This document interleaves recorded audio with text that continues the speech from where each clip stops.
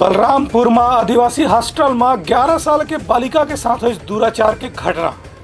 School में पढ़ने वाला दूजन लड़का में रीन हवे आरोपी। बलौदाबाजार जिला में आदिवासी गर्ल्स हॉस्टल में एक छात्रा के साथ दुराचार की घटना प्रकाश में आई है। 11 वर्षीय छात्रा के साथ हुए दुराचार के मामला में स्कूल में ही पढ़ने वाला 2 छात्रमन आरोपी बताए गए हैं। जब छात्रा की तबीयत खराब हुई तभी घटना की मामला सामने आई से ओकर गर्भवती होने की आशंका भी जताई जाती है। घटना की गंभीरता देखत पुलिस डहार मामला दर्ज करके छात्रमन से पूछताछ करे जाते। इस संबंध में बलरामपुर के एडिशनल एसपी विश्व दीपक त्रिपाठी यकीन की छात्रा के मेडिकल जांच के बाद ही कानून के कार्रवाई के मामले में दिशा तय करी जाही। ये घटना करौंधा थाना क्षेत्र में घटित हुई है।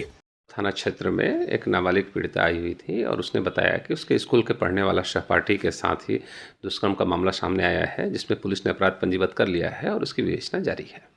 ब्यूरो रिपोर्ट उटलंगा न्यूज।